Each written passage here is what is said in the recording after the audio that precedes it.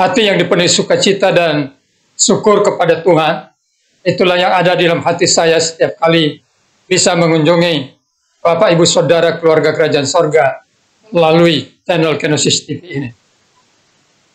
Pagi ini Tuhan akan mulai menyatakan kepada kita bagaimana Dia menopang misi yang mustahil itu supaya bisa berhasil. Bagaimana Dia menopang Musa dan Harun yang diutus untuk melakukan misi yang mustahil, yaitu membebaskan bangsa Israel dari perbudakan Firaun, perbudakan Mesir, sehingga menjadi berhasil. Yaitu yang pertama adalah di mana Tuhan melakukan intervensi dengan demonstrasi kuasanya yang dahsyat, mengubah air menjadi darah. Firman Tuhan berkata begini di dalam Keluaran pasal 7 ayat 17. Sebab itu beginilah firman Tuhan, dari hal yang berikut akan kau ketahui, bahwa akulah Tuhan. Lihat, dengan tongkat yang di tanganku ini akan kupukul air yang di sungai Nil, dan air itu akan berubah menjadi darah. Dan ikan yang dalam sungai Nil akan mati, sehingga sungai Nil akan berbau busuk. Maka orang Mesir akan segan meminum air dari sungai Nil ini. Saudara-saudara yang dikasihi Tuhan, demonstrasi kuasa mujizat Tuhan yang menyertai Musa yang menghadap Firaun supaya Firaun mau membebaskan bangsa Israel adalah mengubah air menjadi darah. Mengapa air harus diubah menjadi darah, saudara-saudara? Salah satu kebanggaan dan yang menjadi kesombongan bagi bangsa Mesir adalah mereka bangsa yang walaupun di padang gurun tapi berlimpah dengan air, karena daerah mereka dialiri sungai Nil yang begitu panjang. Jadi bagi bangsa Mesir, sungai Nil adalah sesuatu kebanggaan sekaligus kesombongan. Mereka mempunyai dewa tentang dewa air.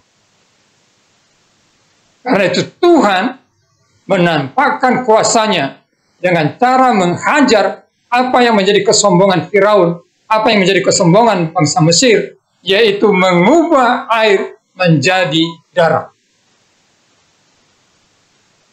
Sungai Nil berubah menjadi darah, air yang di tempayan berubah menjadi darah, air yang ada di tempat-tempat lain, di batu-batu, di tanah, semua berubah menjadi darah.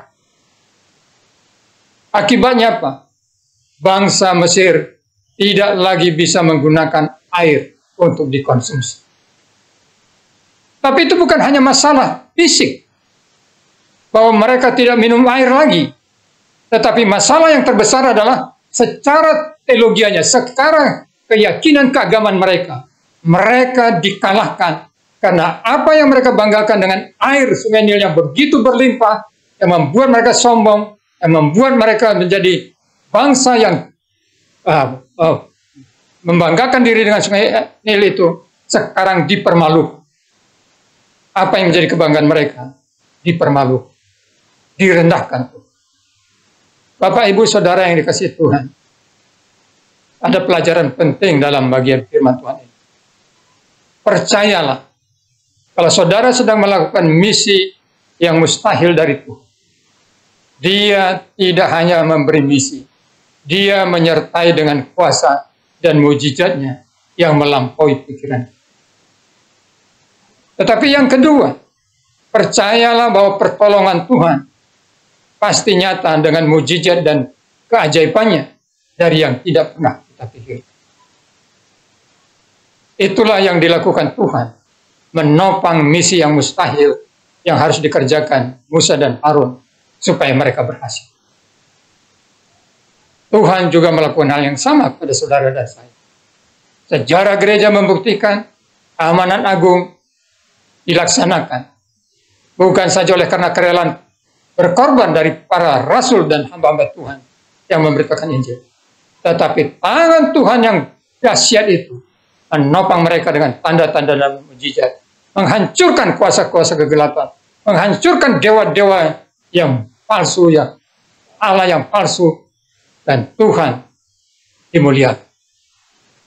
Hiduplah hari ini dengan keyakinan ada tangan Tuhan yang sanggup melakukan mujizat pertolongan dalam hidup saudara.